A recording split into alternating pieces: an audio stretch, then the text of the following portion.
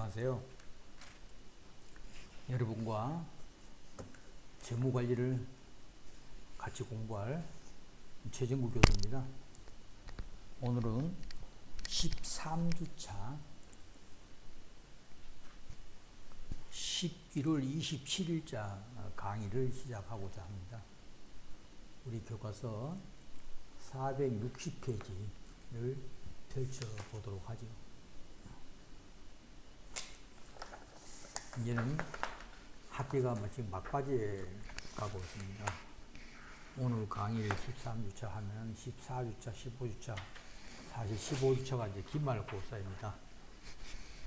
기고지한 대로 우리 중간고사와 기말고사는 학교에 와서 시험을 보는 게 아니고 학생들이 제가 그동안에 강의한 것들을 요약을 해서 제출해야 되는데, 제출 방식은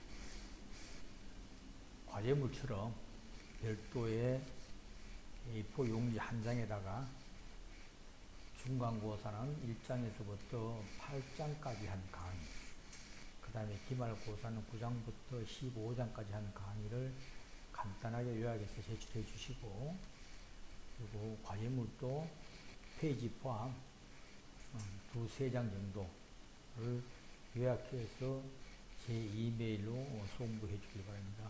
날짜가 얼마 안 남았기 때문에 학생들은 날짜를 놓치지 말고 수업을 잘 듣고, 그리고 시험과 과제물 자료를 제출해 주기 바랍니다. 이번 장은 자본 조달 전략에 대해서 얘기를 하는데, 먼저 이 장은 제1절에서 장기 자본 조달 계획과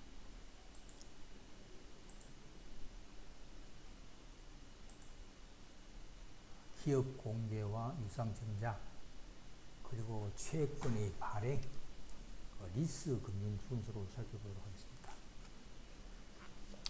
지난번 강의 11장에서는 기업 가치를 극대화시킬 수 있는 최적 자본 구조 이론에 대하여 살펴보았으며, 기업에서 조달이 필요한 자본은 장기 자본과 단기 자본으로 나눌 수 있고, 기업의 대부분의 자본은 장기 자본이며, 장기 자본 조달의 문제는 조달에 따른 비용만이 아니라 기업 지급권 문제와 연결되는 사안이고, 무엇보다도 기업 가치에 크게 영향을 미칩니다.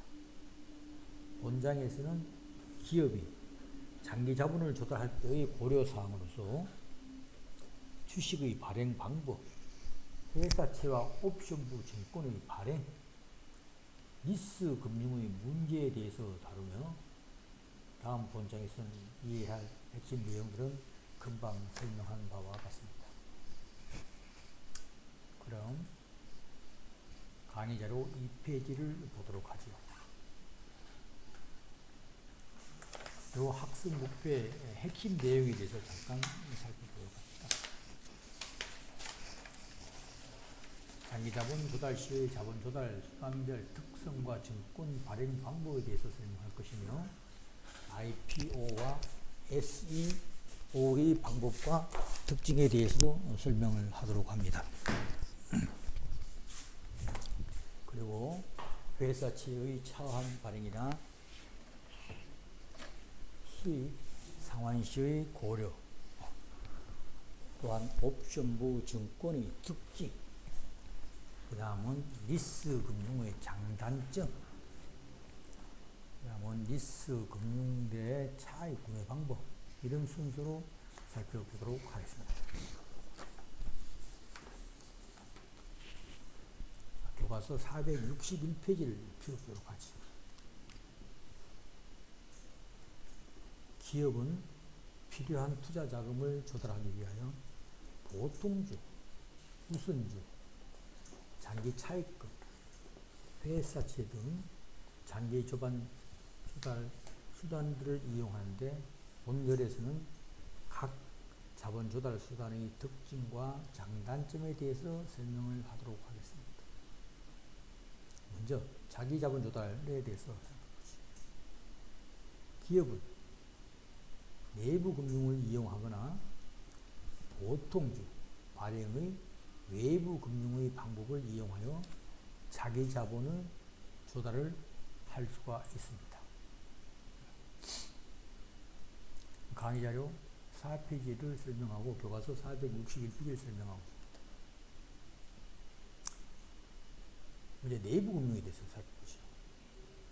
내부 금융은 유보이익, 재충당금을 이용하여 기업 내부에서 필요한 자본을 조달하는 것을 말하는데 자기금융이라고도 하며 내부 유보이익인 적립금과 여러 충당금의 자본 조달원이 있습니다. 적립금에는 소극적 적립금과 적극적 적립금이 있으며 충당금에는 퇴직급여 충당금과 같은 부채성 충당금과 배송 충당금과 같은 평가성 충당금이 있습니다. 불안전 시장에서는 내부 금융과 배당금은 상충 관계에 있는데 내부 금융을 늘리면 배당금은 줄며 배당을 높이면 자기 금융은 줄게 됩니다. 주주의 부에 미치는 영향은 유보자금이 재투자되어 올리는 투자 수익률과 다르게 평가되기도 합니다. 앞장에서 배운 자본 조달 순위 이론에 따르면 기업은 가능하면 내부 금융에 의해 투자 자금을 조달해야 하며 내부 금융에 의한 조달은 몇 가지 장단점을 지닙니다. 장점은 조달이 용이하고 조달 경비가 발생하지 않으며 사용 기간에 제약이 없고 재무 구조를 건전화할 수 있어 주가를 상승시킬 수 있다는 점입니다. 반면에 단점은 사내 유보가 많을 때 과잉 투자가 유발될 수 있고 현실적으로 조달에 한계가 있다는 점 등입니다. 강의 자료 5페이지 우리 교과서 462페이지를 살펴보도록 하겠습니다. 그럼 자기 자본 조달 중에서 보통주, 즉 커먼 스탁이라고 해서 알아보시죠. 보통주에 의한 자본 조달은 사채와 함께 가장 중요한 장기 자본 조달의 수단으로서 기업의 자기 자본의 원천이다. 보통주 주주는 기업의 소유주로서 경영 참가권과 이익 배분의 권리를 가지는 대신 자신의 지분에 대해서 위험을 부담해야 하는데 납입자본과 축적된 유보이익은 기업의 소유주 지분으로서 자기 자본을 구성한다고 할 수 있습니다. 보통주에 의한 자본 조달은 회사 설립 시의 주식 발행 외에 자본금 증자 시에도 이루어지는데 자본금의 증자는 무상증자와 유상증자 두 가지 방법을 통해서 이루어집니다. 유상증자의 경우 신주 발행 방법과 발행 가격에 따라서 주주의 부가 영향을 받을 수 있으며 이에 대해서는 다음 항에서 살펴보면 보통주로 자본 조달할 경우 여러 또 장단점이 있습니다. 장점은 보통주에 대한 비용, 즉 배당은 부채에 대한 지급이자처럼 확정 채무나 고정 비용이 아닌 점입니다. 반면 대주주 입장에서는 경영 지배권이 침해될 가능성이 있으며 보통 주주의 높은 위험 부담으로 자본 비용이 높은 점, 발행 경비가 많이 소요되는 점, 보통 주주에 대한 배당은 손비 처리되지 않는다는 점이 또한 단점으로 지적될 수도 있습니다. 다음은 강의자료 6페이지 우리 교과서 462쪽 하단입니다. 우선주에서 살펴보시죠. 우선주는 보통주와 사채의 복합적인 성격을 갖는 증권이라고 볼 수 있는데, 이익 청구권과 자녀재산 청구권은 보통주보다 우선하나 사채보다는 그 순위가 낮고, 우선주는 자기 자본의 성격을 가지나 고정적인 재무비용 성격의 확정 배당금을 지급받습니다. 그런데 우선주는 투자자의 입장에서 보면 경영 참가권이 없다는 사채의 단점과 무배당이 가능하다는 보통주의 단점을 지니고 있기 때문에 투자자가 우선주의 매력을 느끼도록 다음과 같은 몇 가지 옵션을 첨가하여 발행하기도 합니다. 참가적 우선주와 비참가적 우선주에 대해서 살펴보도록 하죠. 강의자료 7조, 우리 교과서 463쪽이 넘어갑니다. 기업이 예상이익의 수익을 실현하여 추가적인 이익 배분을 할 때 이에 참여할 수 있는 조건이 부과된 우선주가 참가적 우선주이며, 그렇지 못한 우선주는 비참가적 우선주입니다. 두 번째, 누적적 우선주와 비누적적 우선주가 있는데, 누적적 우선주란 예정된 배당을 지급받지 못할 경우 장래에 그만큼 지급할 것을 약속한 우선주이며, 비누적 우선주는 그렇지 않은 우선주입니다. 다음 세 번째, 전환 우선주와 상환 우선주에 대해서 살펴보도록 하죠. 전환 우선주란 일정 기간 동안만 우선주 성격을 갖고 일정 시기가 지나면 보통주로 전환할 수 있는 우선주이며, 상환 우선주란 우선주 발행 후 만기가 되면 사채처럼 상환되는 우선주입니다. 우선주에 의한 자본 조달은 발행 기업의 입장에서 볼 때 몇 가지 장단점이 있는데, 장점은 기업의 경영이 부진하면 배당을 하지 않거나 연기시킬 수 있으며, 일반적으로 보통주로 전환되기 때문에 자기 자본이 되어 재무구조를 개선시킬 수 있다는 점입니다. 반면 단점은 사채의 이자와 달리 법인세 절감 효과를 얻을 수 없기 때문에 납세 후 기준으로 보면 사채보다 자본 비용이 높으며 보통주에 우선해서 배당을 지급해야 한다는 게 또 단점입니다. 강의자료 8쪽 교과서 463쪽 하단을 넘어가도록 하겠습니다.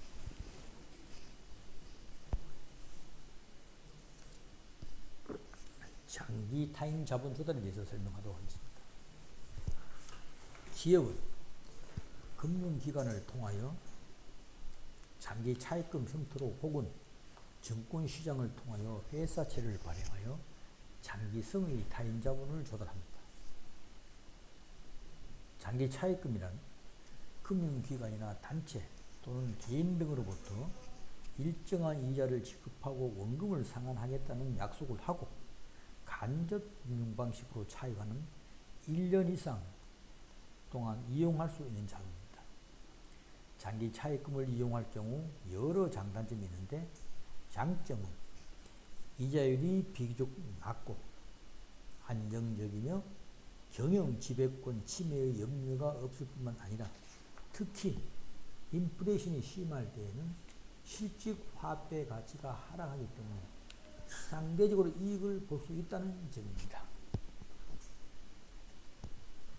반면에 기업의 생산 활동을 통한 재투자 수익률이 장기 차입금의 자본 비용보다 낮게 되면 기업 가치가 하락하고, 차입금이 많아지면 지급 능력이 악화되며 재무구조가 불건전해지고 확정 채무이므로 채무 불이행의 위험이 있다는 것을 단점으로 보여집니다.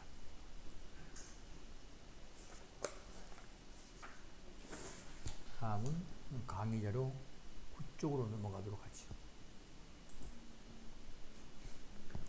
교과서 464쪽입니다. 장기 타인 자본 조달에서 회사채에 대해서 설명하도록 하겠습니다. 회사채는 기업이 거액의 장기성 자금을 조달하기 위해서 확정 채무임을 표시하는 증권으로서 그 계약에 따라 일정한 이자를 지급하고 만기에는 원금을 상환할 것을 약속하며 조달하는 대표적 타인 자본 조달 수단인데, 사채와 주식의 공통점은 장기 자본의 자본 조달이 된다는 점이며, 차이점은 주식은 기업의 자의 자본이며 경영 참가를 할 수 있고 원금의 반환 의무가 없는 반면, 회사채는 반드시 원금을 상환해야 하는 타인 자본이지만 기업의 소유 구조에는 영향을 주지 않는다는 점입니다. 회사채는 다음과 같은 여러 가지 형태로 발생됩니다. 강의자료 10쪽으로 넘어가도록 하겠습니다.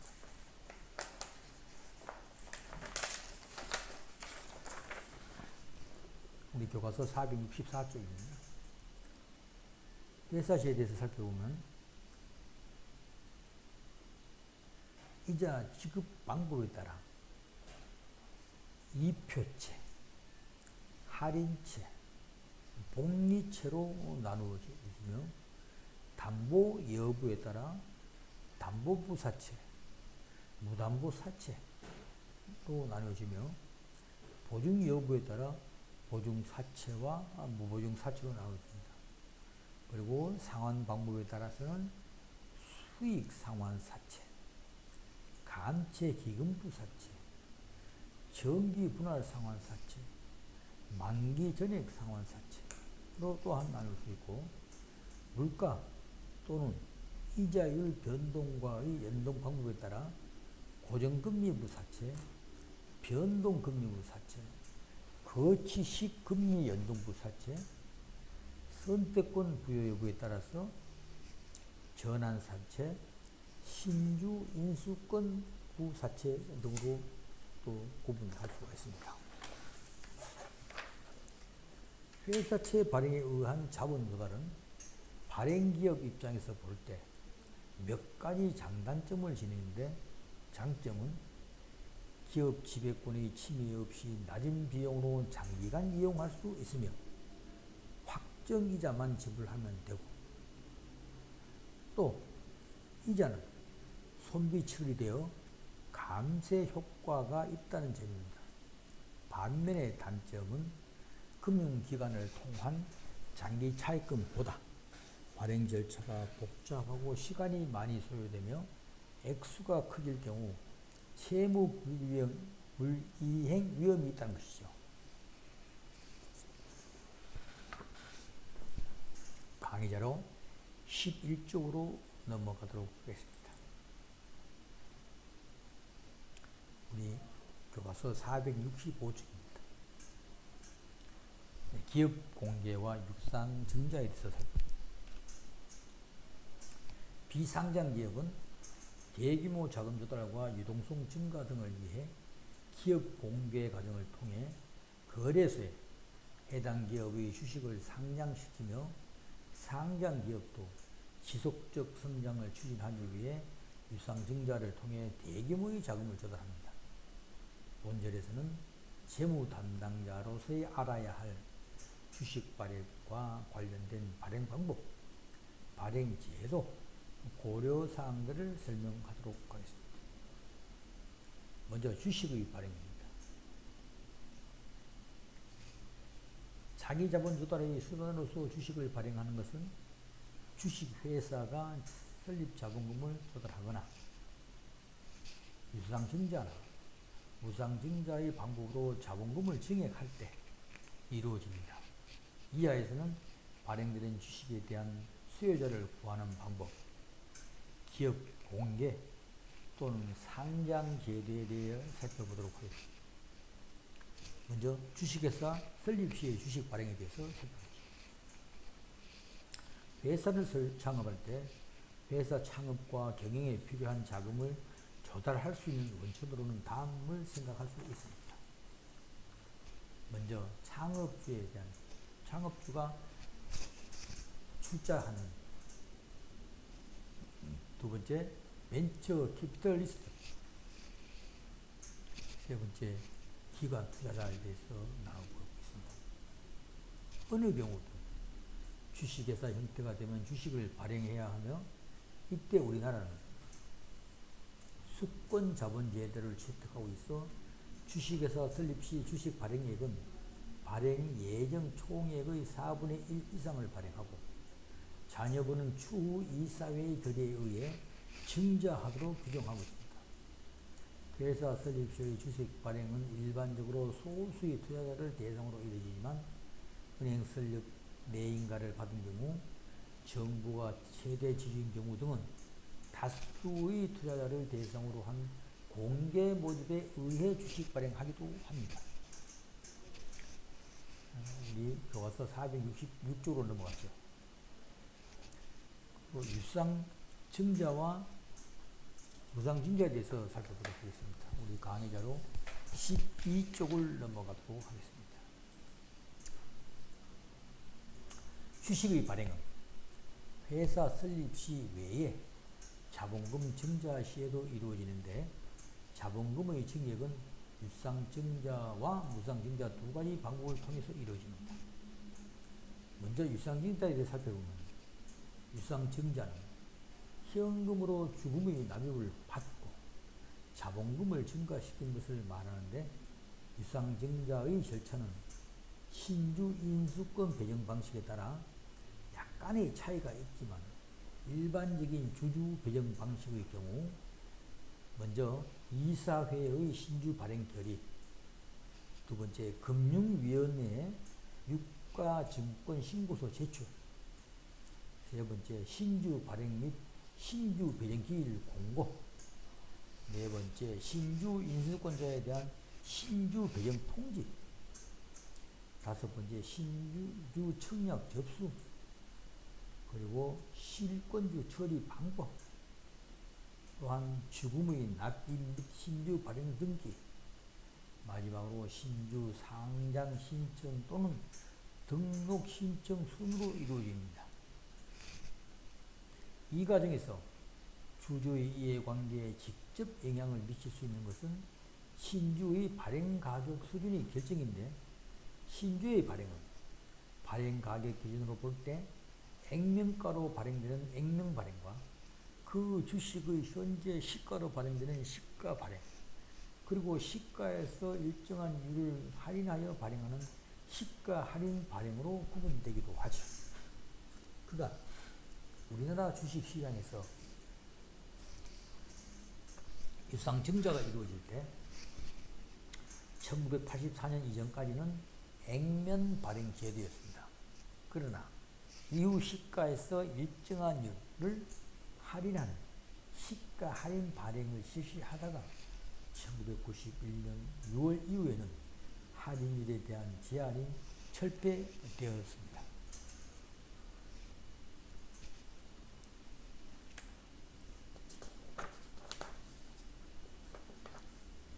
강의자료 12쪽, 우리 교과서 467쪽으로 보죠.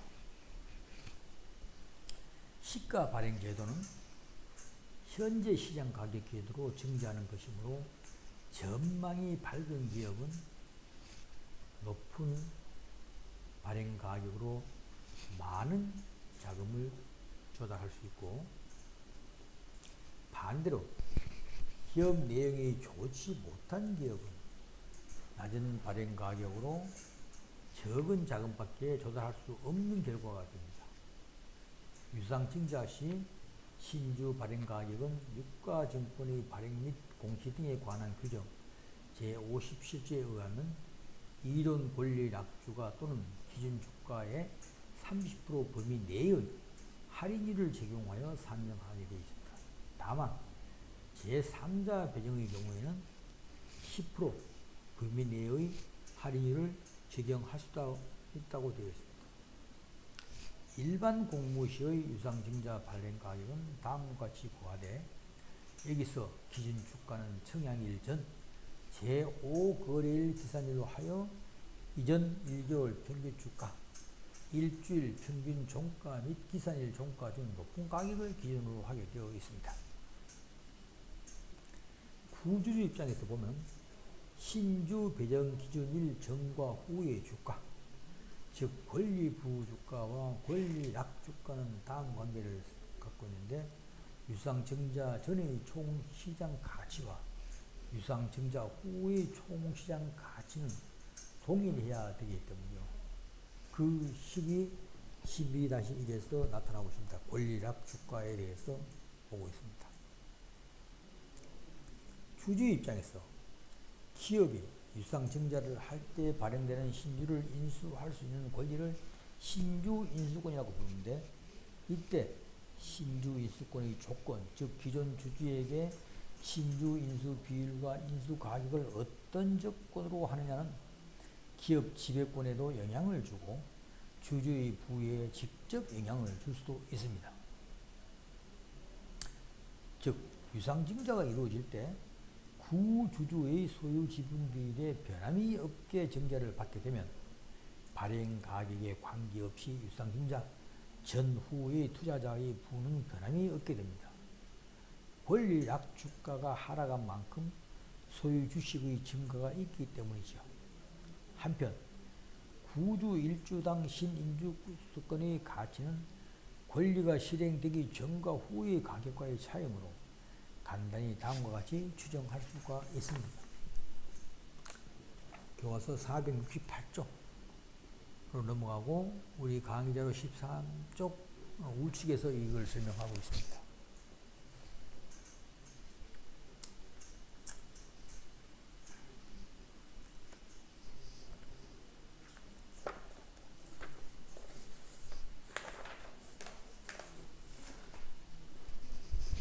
우리 강의자료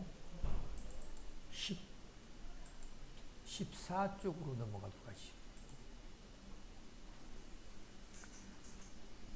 무상증자에 대해서 알아보도록 하죠.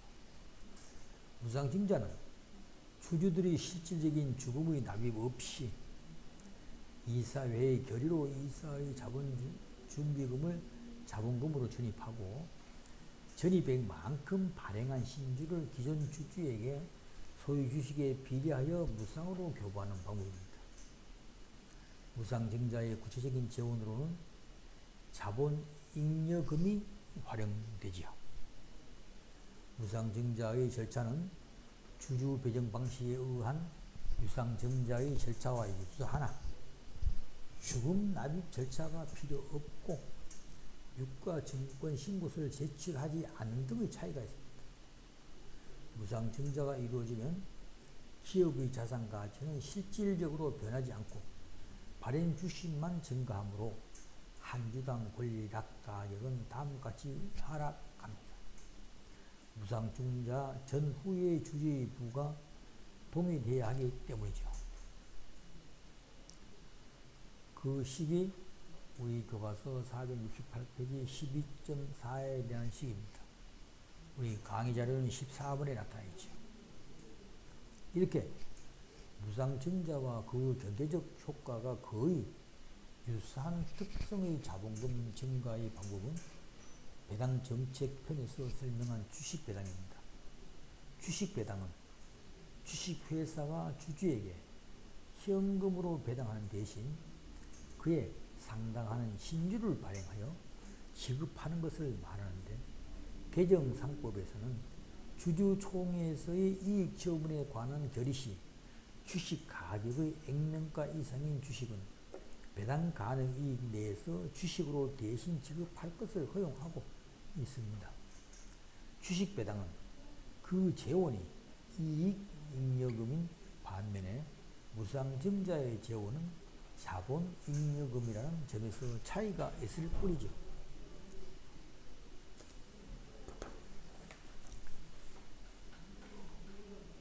강의자료 15쪽으로 넘어가도록 하겠습니다. 우리 교과서 469쪽입니다. 기업 공개와 유상증자에 대한 예제입니다. 예제를 살펴보도록 하죠. 주식회사 동서의 주식은 현재 5만원에 거래되고 있고, 이제 이 회사가 신주를 2만 5천원에 발행하려고 하며 기존의 주식 4주당 한 주를 배정하려고 하는데 발행 주식 수는 10만 주입니다. 이랬을 때 신주의 권리락 주가는 얼마인가라는 것을 이제 식으로 나타내고 있죠. 이 식은 우리 467페이지 12-1번 식을 적용을 해봅니다. 권리락 주가는 기준주가 플러스 주당 납입금 나누기 1 플러스 정자 비율. 그래서 이 정자 비율이 0.25%고 현재 주식이 5만원이고 신주가 2만 5천원 이렇게 계산하다 보면 권리락은 4만 5천이라는 결론이 나오고 있습니다. 그리고 다음은 후주 한 주에 부여된 그럼 신주 인수권이 가진 실제 얼마인가를 또 보고 있죠. 여기에서 나타난 신주 1주당 이익은 유상증자후의 주가가 아까 4만 5천원 나와 있죠. 그리고 인수가격은 2만 5천이죠. 그래서 2만원으로 나온다는 거고. 그 다음에 후주 1인당 인수할 수 있는 주식 수는 아까 4분의 1이라고 했기 때문에 0.25주고, 즉 주당 이익 2만원에 주식 배당주 0.25를 하면 약 인수권 가치는 5천으로 보여주고 있습니다. 다음 세 번째 문제. 그럼 회사가 50억 원의 자금을 주당 2만 5천원의 신주를 발행하여 줘야 하는데 이 경우 5만 원이었던 주가가 4만 5천으로 떨어졌다면 원래 발행 주식수는 얼마인가를 또 산출해보는 방법입니다. 신주 발행수는 아까 총 50억 10만 주에 주당 가격이 5만 원에 근해 50억 나누기 2만 5천 원. 야금을 주당 2만 5천 원의 신주를 발행했기 때문에 주 계산해보면 약 10만 주가 약 80만 주로 바뀔 수 있다는 겁니다.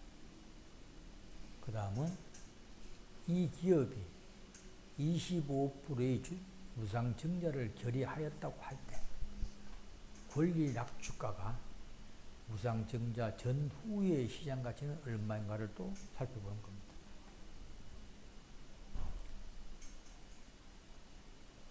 권리락 주가 5만원 나누기 1.25%를 계산하니까 약 4만원 나왔고, 역시 무상증자 전 주식가치를 10만 주에서 5만원 곱하면 50억이었고, 또한 10만 5천 주에 4만원을 곱해도 역시 50원이라는 같은 결과가 나타나게 되죠.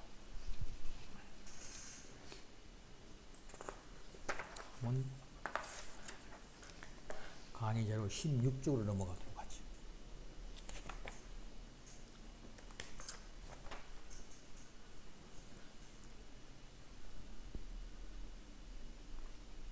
교과서 470쪽입니다.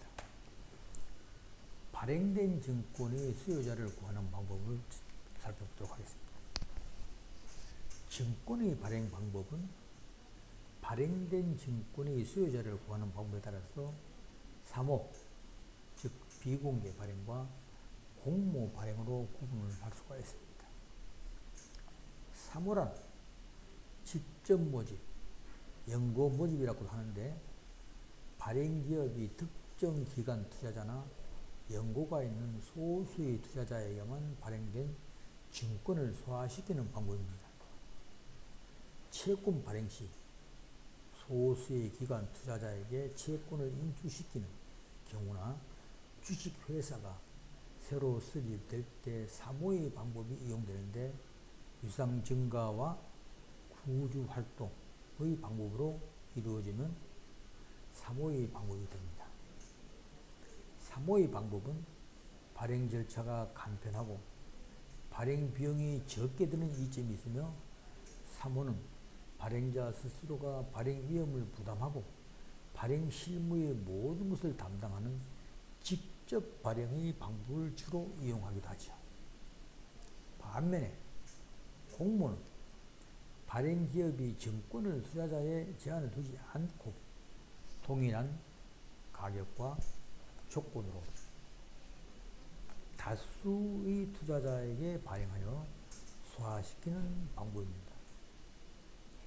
기업 공개 시의 주식 발행 방법은 이와 같은 공모 방법을 이용하기 때문에 이때 발행하는 주식은 일반 투자자의 투자 대상이 되죠.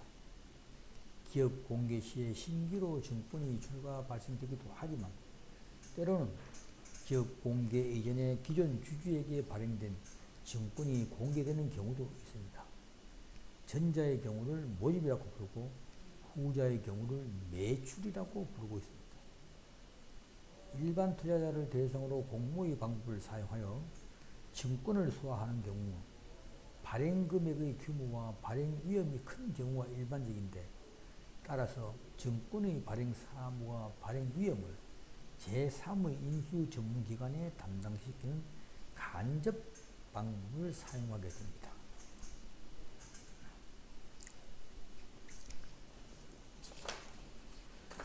강의 자료 17쪽에 넘어가서 설명하도록 하겠습니다. 공모의 방법으로 발행 증권이 소화가 이루어질 때 단일 인수기관 혼자서 발행 위험과 사무를 처리할 수 없으므로 다수의 인수 관련 기관이 공동으로 이를 분담하게 되는데 먼저 주관사 회사가 선정되면 타 간사 회사, 증권회사 또는 투자은행이 되겠죠. 포함되는 인수단이 구성되어 이들 인수단 구성간사 회사들이 해당 증권을 발행자로부터 매수하기 위하여 자기 자본을 투자하게 됩니다. 인수단의 구성이 끝나면 청약 취급단이 구성되는데 청약 취급단은 자기 자본 투자를 하지 않고 판매 수수료만 받고 판매 서비스를 담당하고 있습니다. 그럼 기업 공개에 대해서 살펴보도록 하시죠.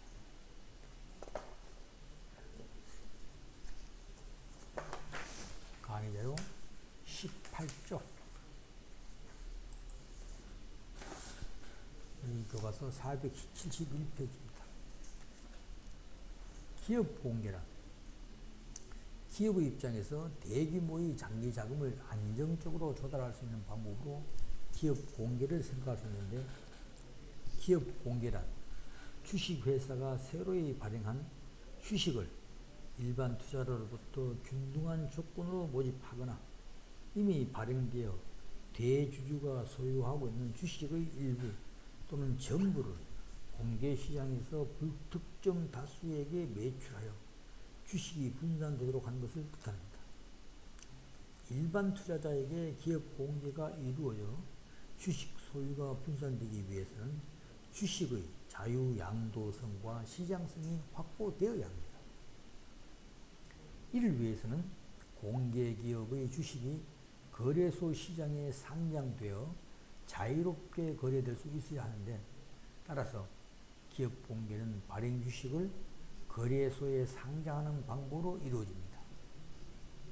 설립 이후 본격적인 성장기에 접어든 많은 기업들이 기업 공개를 하려고 하는 이유는 다음과 같은 장점이 있기 때문입니다.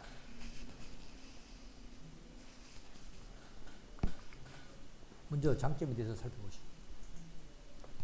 투자자에게 투자 위험을 줄일 수 있는 분산 투자 기회를 제공하게 되고 주식 소유자의 황금성을 높이며 기업 입장에서는 차후에 자금 조달 용이성을 향상하고 또한 일반에게 알려져 기업 가치를 제고시키기도 하고 종업원들에게는 인센티브 제공 수단 등 다양해지고 있습니다. 그리고 고객들의 인지도와 신뢰성 제고도 있는 거죠. 이 밖에도 정부는 기업 공개 및 상장을 촉진하기 위하여 다양한 세제상의 유인책을 부여하고 있으므로 기업 공개에 따른 세제 혜택을 고려해 볼 수도 있습니다. 현재 소득세법에는 초과 유보소득에 대한 법인세, 비과세, 주식 매수 선택권 행사 이익에 대하여 비과세 등의 세제 혜택이 부여되고 있습니다. 그러나 기업 공개가 되면 기업 입장에서 투자자에게 많은 정보를 제공하는 과정에서 경쟁사의 주요 전략을 노출할 수 있고 투자자 관계 활동에 상당한 시간과 재원, 투입 등의 단점이 나타날 수 있습니다. 그래서 단점에 대해서 한번 살펴보도록 하죠. 영업 관련 자료 등 보고서 제출을 통한 정보 유출 가능성, 인수 합병 대상이 될 가능성, 내부자 거래의 금지 의무를 위반할 사항, 그리고 소형 주식의 경우는 거래의 비활성화로 주식의 과소평가성, 그리고 마지막 주주들의 배당 압력까지도 단점으로 나타낼 수 있습니다.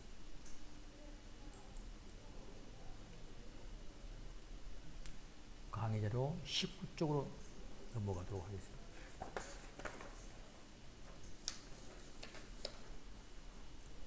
우리 교과서 472쪽입니다. 공모 방법에 의하여 최초로 거래소에 상장하는 절차인 기업 공개에는 전 세계적으로 크게 이런 세 가지 방법이 있습니다. 먼저 옥션 프로시디어, 즉 경매를 통한 상장 방법은 주식 발행 기업이 공모주의 최소 가격과 공모 수량을 먼저 정한 후 투자자들이 공모 가격과 청약 물량을 비딩하는 방식으로 하는 것입니다. 높은 가격을 써낸 물량으로부터 합산을 하여 공모 수량과 같아지는 지점에서 공모가가 결정되며 공모가보다 높은 가격에 응찰한 모든 투자자는 공모가에 의해 주식을 배정받는 방법입니다. 2004년도 구글이 이 방법을 통해서 상장한 예가 있습니다. 두 번째는 픽스드 프라이스 프로시더라고요. 이 방법은 공모가와 공모 수량을 먼저 정한 후에 청약을 받는 방식을 통해 상장을 하는 방법인데, 만약 청약 수량이 공모 수량을 초과할 경우 모든 청약자를 대상으로 비례 배정 방식을 하고 있는 것을 얘기를 하고 있습니다. 그리고 마지막으로는 북 빌딩 프로시더라고, 이 방법은 주관사 회사가 기관 투자자들을 대상으로 로드쇼를 통해 발행 기업의 주식을 마케팅하고 또 이 과정을 통해 기관 투자자들이 희망하는 주식 매수 단가와 수량을 미리 접수, 물량을 100% 소화할 수 있는 선에서 공모 가격을 결정하는 북빌딩 방식을 통해 상장하는 것을 말합니다.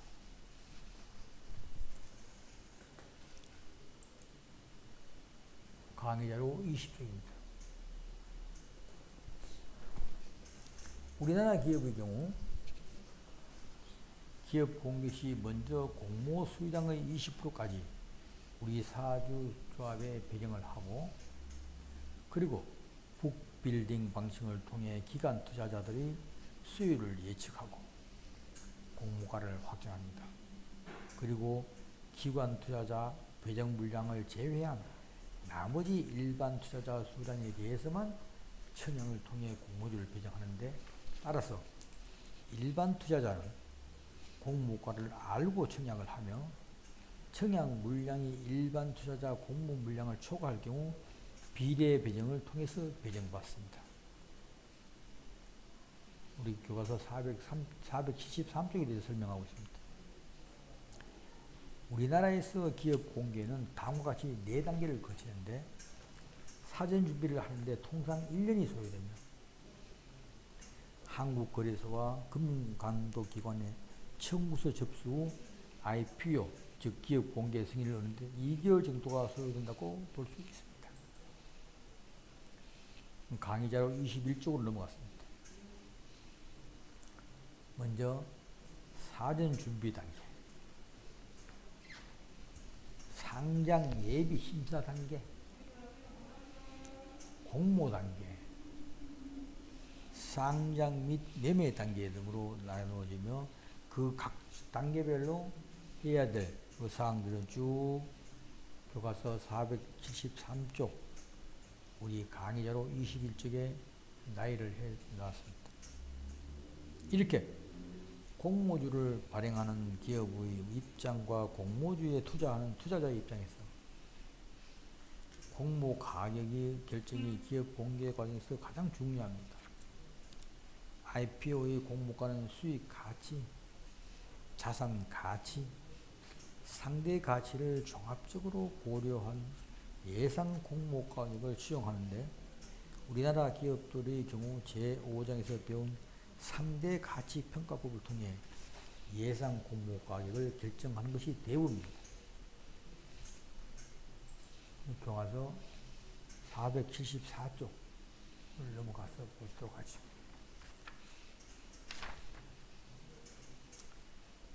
본장의 밑에 주제 생각하기 위해서는 본 것처럼 일반적으로 최초 공모주의 발행 가격은 대체로 적정 가격 이하로 발행되는 경향이 있어 거래가 시작된 후 최소 며칠 동안은 공모가 대비 주가가 오르는 것이 평균적입니다. 발행 기업의 입장에서는 저가 발행은 기업 공개의 간접 비용이 있었는데 한국 기업들의 경우 이 저가 발행이 50% 내외라고 알려져 있습니다. 우리나라에서 발행 기업이 기업 공개를 대행해주는 인수업자에게 지불하는 인수 비용이 2% 내외인 점을 감안하면 IPO 시 기업의 입장에서 직접 비용과 간접 비용이 훨씬 더 크다는 것을 알 수 있습니다. 최초 공개된 기업에 대한 정보는 부족한 경우가 대부분이어서 이들 기업의 주식을 거래하는 일반 투자자의 위험이 너무 크므로 일정한 요건을 갖춘 기업의 하나의 공개가 이루어지도록 규정되어 있습니다. 유가증권시장 또는 코스닥 시장에서 기업 공개를 위해서는 상장 규정에 정한 요건이 충족되어야 합니다. 그럼에도 불구하고 IPO 주식에 대한 정보 비대칭은 다른 상장 기업에 비하여 훨씬 크며 주식 수익률의 변동수도 크므로 투자자 입장에서는 주의가 필요합니다.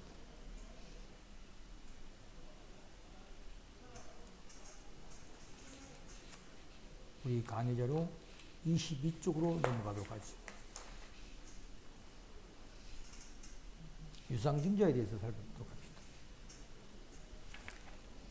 상장기업이 운영자금 또는 성장 전략 추구를 위한 투자자금 조달을 위해 주식을 유상으로 발행할 수 있는데 이를 유상증자라고 부릅니다.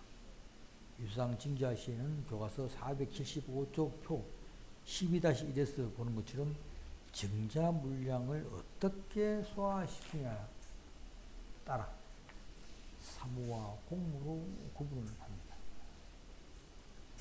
구주할당은 주주 배정 우선 기존 주주에게 소유 주식 수에 비례하여 신주 인수권을 줌으로써 주주의 권리를 소유 지분대로 보호하는 데 목적이 있는데 기존 주주는 신주 인수권을 행사할 것인지를 선택할 수 있는 권리도 있습니다.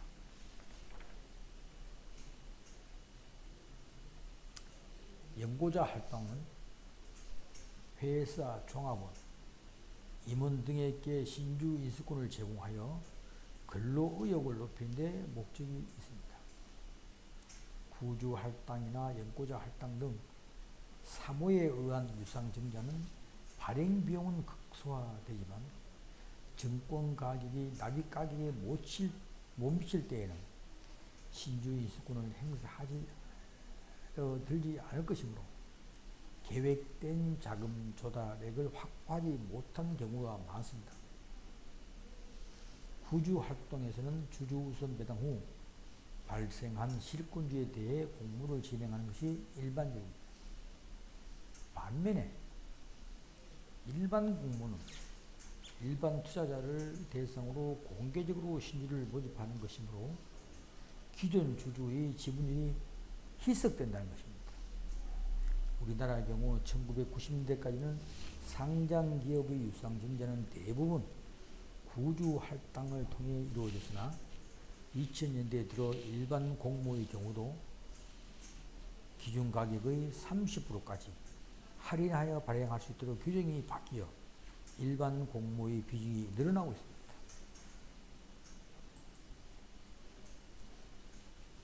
강의자료 23쪽에 대해서 넘어가도록 하겠습니다.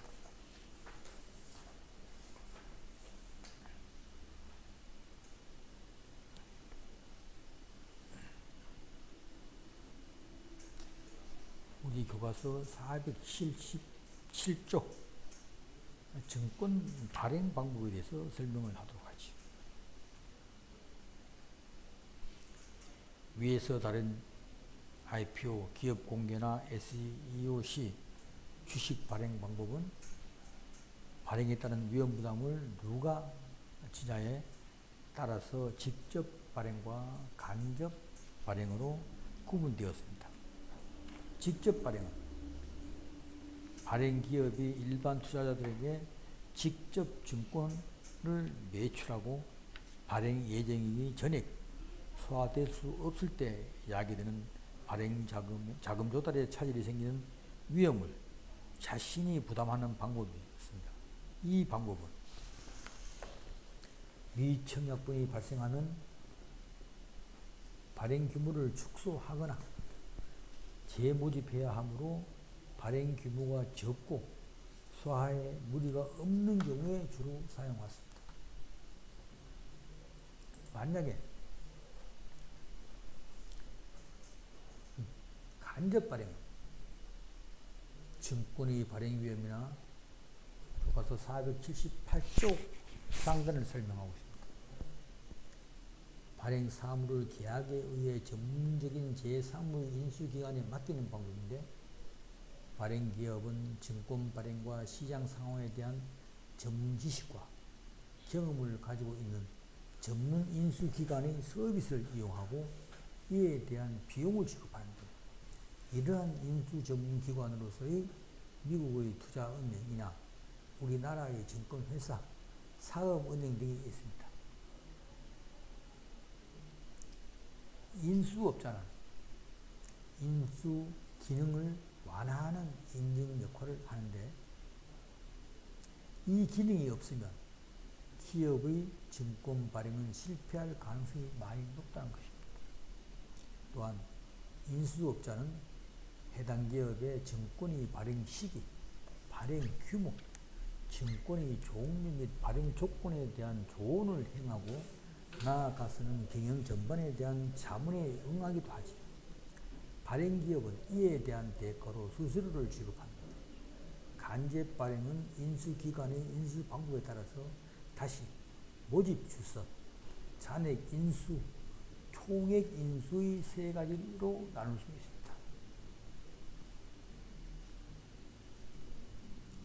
먼저 모집 주선이 무엇인지 살펴보도록 하죠. 인수기관이 발행에 따른 위험을 부담하지 않고 모집에 대한 주선과 발행 업무만을 담당하여 단순히 발행 증권의 매출을 쏘아주는 방법입니다. 발행 증권의 미매도분은 인수회사가 떠안는 것이 아니라 발행자가 부담을 하는 것이요. 잔액입니다. 일정 기간 동안은 발행자를 대신하여 신규로 발행되는 증권의 모집 혹은 매출을 위탁 판매하지만 일정 기간이 경과한 후 신규 발행 증권의 미매도분이 있을 경우 이를 발행자로부터 미리 정해진 발행 가격으로 인수하여 자기 책임자 하에 투자자에게 매도하는 방식을 잔액 인수 방식이라고 합니다. 마지막으로 총액인수란 인수기관이 증권 발행에 대한 모든 위험을 부담하고 증권 발행 총액을 인수하여 인수회사의 자기 책임하에 이를 투자자에게 매출하는 방법인데, 만약 증권 가격이 발행 가격 이하로 떨어지면 이로 인한 모든 손실을 인수회사가 떠안게 되는 방법입니다. 회사가 간접 발행이나 공개 모집의 방법으로 증권을 발행할 때는 증권회사, 투자은행의 선정이 중요하다고 할 수 있습니다. 증권 인수 시장의 경쟁이 치열할 외국의 경우 투자은행의 평판과 경험, 기존의 고객 구성 관계, 그리고 애널리스트의 평가 등을 많이 참고로 하고 있습니다.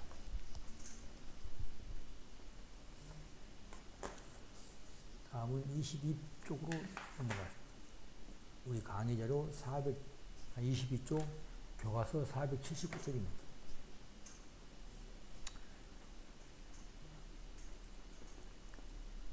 채권의 발행에 대해서 살펴보도록 하죠.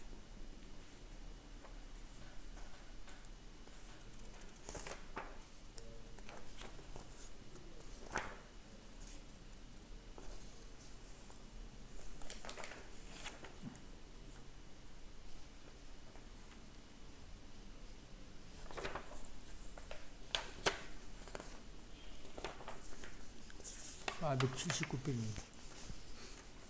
먼저 회사채 발행에 대해서 살펴보도록 하겠습니다. 회사채 발행 절차에 대해서 설명을 하도록 합니다. 회사채란 기업이 거액의 장기성 자금을 조달하기 위해서 확정 채무를 표시하는 증권으로서 대표적 타인 자본 조달 수단입니다. 회사채는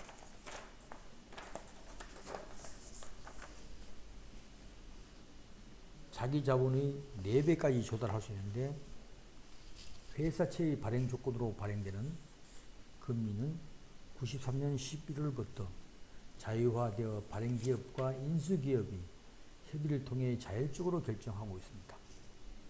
우리나라에서 회사채의 만기는 주로 1년, 2년, 3년 및 5년인데 이 중에서 3년 만기물이 대부분을 차지하고 있습니다. 만기물 결정을 할 때는 향후 이자율 동향, 운영 자산과 부채, 만기 구조의 매칭의 측면을 볼 수 있죠. 우리 교과서 480쪽입니다.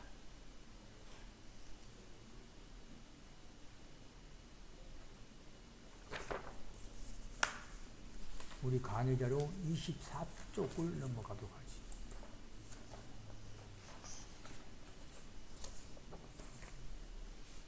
회사채의 발행 방법으로는 대부분 공모 및 간접 발행 방법이 이용되고 있는데, 회사채를 발행하고자 하는 회사는 일반적으로 대표 주관 회사를 선정하여 발행 물량을 인수단이 전부 인수하도록 하는 총액 인수 계약을 체결하고 발행 사무 일체를 위임합니다.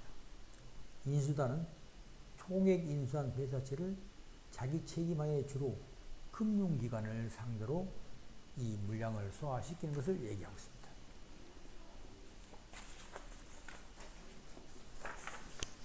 강의자료 25쪽으로 넘어가도록 하죠. 회사채의 발행 절차에 대해서 설명하고 있습니다. 여러 단계를 거쳐 회사채의 발행 관련 재비용까지 우리 강의 자료 25쪽과 26쪽을 살펴보도록 하죠. 참고로 이제 어떠한 비용이 들어가는지 쭉 설명을 해주고 있습니다. 강의 자료 27쪽 회사채 차환 발행, 우리 교과서 481페이지를 살펴보도록 하겠습니다. 회사채의 차환 발행이라는 것은 이자율이 하락하는 상황에서는 기존의 높은 이자율은 사치를 상환하고 낮은 이자율로 재발행하는 차환 발행을 검토하게 됩니다. 차환 발행할 때 새 채권 발행 금액의 현금 유입이 기존 채권을 상환하는 데 필요한 현금 유출액과 동일하다면 기존 시사채를 차환한 것의 이득은 차환으로 인한 이자 절감액의 현재 가치와 채권 발행 비용의 차이에 달려있다고 볼 수 있고, 따라서 기존 사채를 차환하는 것이 타당한지는 다음 MPV, 즉 정가가 플러스인지 마이너스인지 따라서 평가를 하는 것이 좋겠습니다. 교과서 482쪽 우리 강의 자료 28쪽으로 봅니다. 옵션부 증권 발행. 그래서 신주 인수권 부사채를 한번 살펴보도록 하죠. 신주 인수권 부사채는 일반적으로 BW라고 하는데, 일반 사채권과 신주 인수권이 결합된 증권인데, 이 사채의 소유자에게 일반 회사채의 권리의 일정한 기간 내에 일정한 가격으로 정해진 수의 발행 주식을 매입할 수 있는 권리인 신주 인수권을 함께 부여한 사채를 말합니다. BW는 사채와 신주 인수권이 결합된 하나의 패키지로 거래되는 비분리형과 신주 인수권만을 사채로부터 분리하여 거래되는 분리형이 있습니다. 자본 조달 수단으로서 신주 인수권부 사채는 현 시점에서 대규모 자금 조달이 필요한 기업이 낮은 이자율로 사채를 발행하지만 향후의 높은 성장 기회를 가지고 있어 높은 주가 상승을 예상하는 투자자들을 대상으로 많이 발행하고 있습니다. 신주 인수권을 행사하는 상황이 되면 기업 입장에서는 신주 인수권 가치만큼의 비용 발행이 더 든 결과가 되지요. 주주로부터 BW 채권 투자자에게 부가 이전되는 결과가 되는 것입니다. 장기적으로 보면 신주 인수권 부사채, 즉 BW는 자본 비용은 일반 사채의 자본 비용보다는 높고 자기 자본 비용보다는 낮다고 볼 수 있으며 부채 비율은 낮아집니다. 강의 자료 29쪽으로 넘어가도록 하겠습니다. 신주 인수권 부사채에 BW를 발행할 때 행사 가격과 인수 주가가 결정되는데, 이를 위해서는 BW의 이론적 가치를 평가할 수 있어야 합니다. 이 내용들이 우리 교과서 484쪽으로 넘어가서 설명을 같이 하도록 하죠.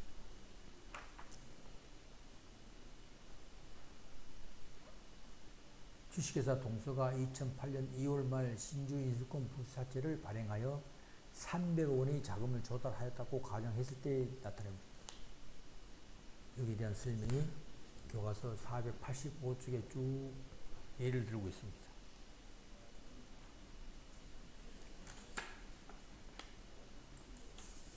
우리 30쪽으로 강의자로 넘어가도록 하겠습니다.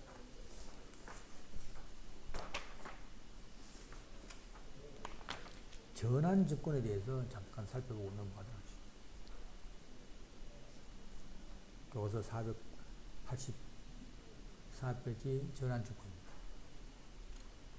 전환증권은 그 증권 소유자의 의사에 따라 전환기간 내에 일정한 조건으로 전환사채 발행회사의 주식으로 전환할 수 있는 권리가 부여된 것을 말합니다. 전환사채란 전환 권리가 부여된 사채, 전환 우선주란 전환 권리가 부여된 우선주를 얘기하고 있습니다. 그리고 전환사채의 경우 그 소유자는 두 종류의 권리를 동시에 보유하는데, 하나는 사채권자로서 사채에 대한 만기일까지 원리금 청구권을 가지고 있다는 거고, 다른 한 가지는 주식으로서 전환할 수 있는 전환권도 가지고 있다는 것입니다.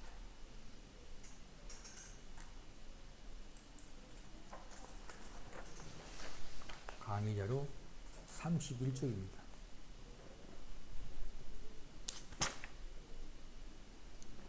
전환가격은 보통주로서의 전환권을 행사할 때의 보통주, 매수가격인 반면 전환비율이란 것은 전환사채 단위당 전환이 인정되는 보통 주식의 수를 말하고 있습니다. 우리 교과서 484페이지 중간을 설명하고 있습니다. 한편 전환가치는 지금 당장 전환사채를 보통주로 전환할 경우의 가치를 의미하며 이렇게 또 계산이 되기도 하지요. 전환 프리미엄은 전환 가격과 전환 삭제 발행 시 주가의 차이를 말하고 있습니다.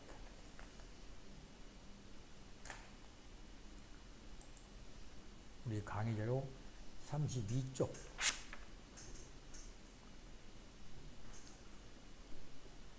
을 보면은 동서증권에 대해서 전환 가치의 계산을 예로 들어서 설명하였습니다. 이러한 내용들은 우리 교과서 484페이지와 485쪽에 쭉 설명을 하였습니다.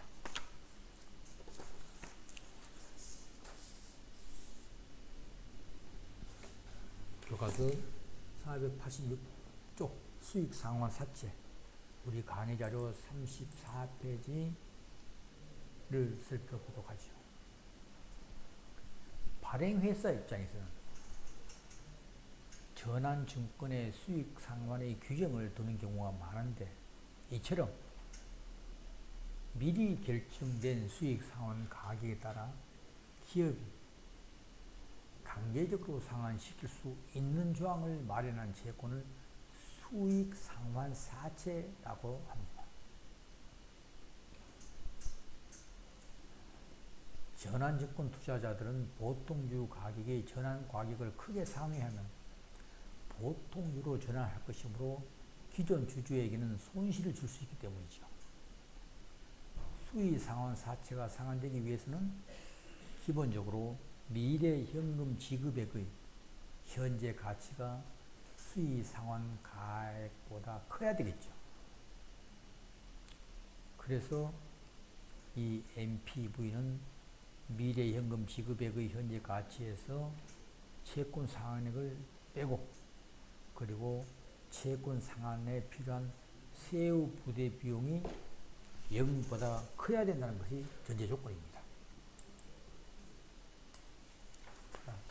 마지막 35쪽 이 교과서 487쪽으로 넘어갑니다. 리스 금융에 대해서 설명을 하도록 하겠습니다. 리스의 의의와 종류를 살펴보면 리스는 기계, 설비 등 특정 자산을 직접 현금으로 구입하지 않고 일정 기간 동안 일정한 임차료를 지급하고 특정 자산을 경제적으로 이용하는 수단입니다. 임차인은 리스 계약에서 정한 일정액의 임차료를 지급하고 특정 자산을 일정 기간 동안 사용권을 얻어 이용하는 주체입니다. 반대로 임대인은 특정 자산의 소유권을 갖고 있으면서 임차인에게 임대료를 받고 사용권을 대여하는 주체를 얘기하고 있습니다. 임대인의 관점에서 볼 때 리스는 제조회사가 제품 판매 대신 리스를 받고 사용권을 이전시키는 판매형의 리스와 리스 전업 금융회사를 통하여 임대하는 방법이 있습니다.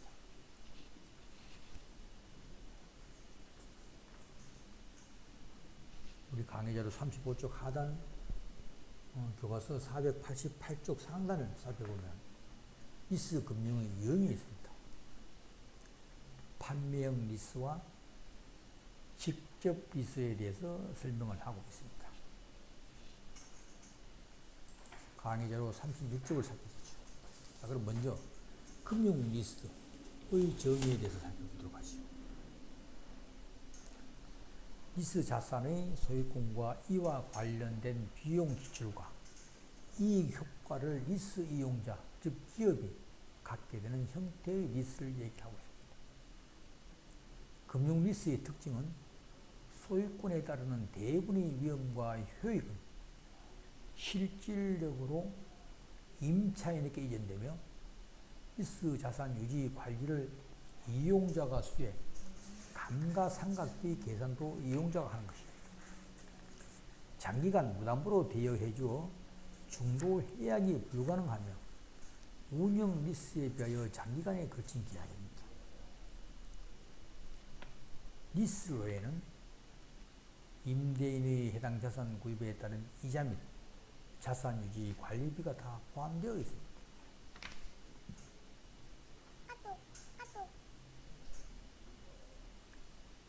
교과서 489쪽 우리 강의 자료 36쪽 우측을 보도록 하죠.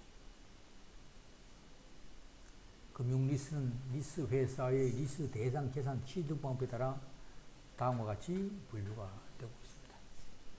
금융리스에서는 직접 리스와 레버리지 리스, 판매 후 재리스가 있습니다.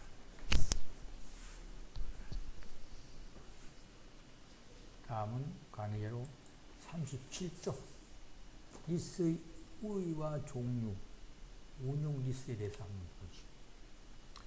운용 리스는 리스 자산의 소유권과 이와 관련된 비용 지출과 이익 효과를 리스 회사가 갖게 되는 형태의 리스를 말합니다.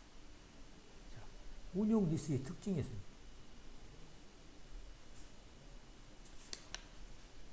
우리 교과서 490쪽을 설명하고 있습니다.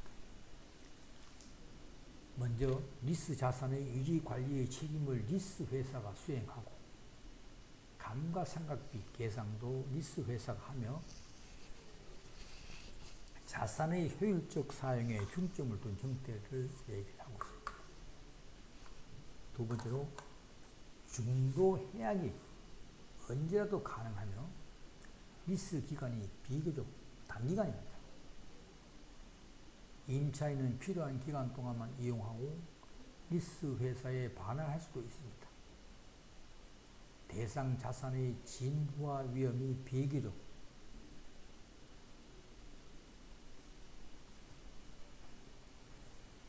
큰 자산에 많이 적용되며 상대적으로 단기간의 계약이 가능한 겁니다.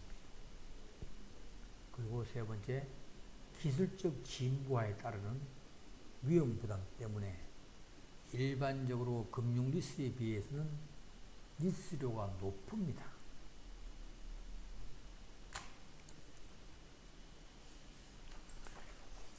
다음은 리스 금융의 장단점에 대해서 잠깐 살펴보도록 하겠습니다. 거액의 자금을 들이지 않고도 기업이 필요로 하는 고정자산의 구입을 가능하게 하는 장기 금융수단이죠. 법인세 절감 효과와 투자세 공제를 받을 수도 있고 기업의 유동성이 저해되지 않으며 고정자산의 기술적 진부화의 위험을 회피할 수도 있으며 또한 담보 물건이 필요 없습니다. 그리고 외자 알선의 수단도 됩니다. 그 대신 단점으로서는 교과서 491쪽에 살펴보도록 하시죠. 리스료가 은행 차입 비용보다 비쌉니다. 계약 종료 시 자산의 잠정 가치가 상실되므로 이로 인해 이익이 누릴 수 없습니다. 자산의 효율적 관리가 곤란한 점이 있고 매입보다는 소액 단위이기 때문에 기업의 자금 지출 통제력을 약화시킨다는 단점이 있습니다.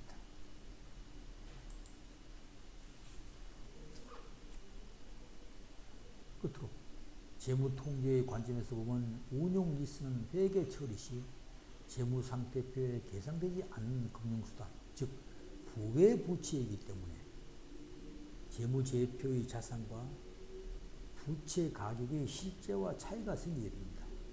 즉 자산이 과소 계산되어 자산 수익률이나 투자 수익률을 과대평가시키는 점에서 유의해야 될 사항입니다.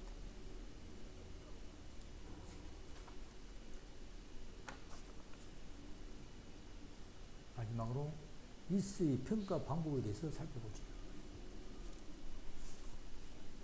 임차인의 관점에서 리스 대 차입 구매 결정에 대해서 먼저 리스의 현금 흐름과 자산 구입을 위한 차입 시의 현금 흐름을 각각 구하고 리스의 현금 흐름에서 차입 시의 현금 흐름을 차감한 리스의 증분 현금 흐름을 구하고 세 번째는 증분 현금 흐름을 세후 부채 비용으로 할인한 증분 현금 흐름의 순현재 가치를 구합니다. 마지막으로 네 번째, 증분 현금 흐름의 순현재 가치를 보다 크면 리스를 이용하는 것이 유리하고 0보다 작은 경우는 차입을 이용하는 것이 유리합니다. 증분 현금 흐름의 순현재 가치가 0인 경우는 리스와 차입이 무차별한 경우로 리스 자본시장이 완전 자본시장인 경우를 나타내죠. 마지막 장 40쪽입니다. 리스 회사 입장에서는 리스는 투자 결정의 문제이기 때문에 리스 계약을 맺는 것의 경제적 타당성 평가는 자본 예상 문제로 보고 결정하면 됩니다. 리스 기간 중의 현금 유입에는 리스 자산 감가상각비의 감계 효과가 포함되어야 하기 때문에 다음의 기간별 현금 흐름의 NPV를 계산하여 평가하면 됩니다. 이때 NPV 계산에 적용하는 할인율은 리스 회사의 WACC가 되겠죠. 이를 수식으로 표현하면 다음과 같습니다. 오늘 이렇게 13주차 우리 교과서 12장을 강의를 하였습니다. 이제 우리 재무관리는 15주차 강의를 하게 되어 있습니다. 서두에 얘기했지만 중간고사와 기말고사는 학생들이 강의를 요약해서 제출해야 됩니다. 그리고 또한 과제물도 제출해야 됩니다.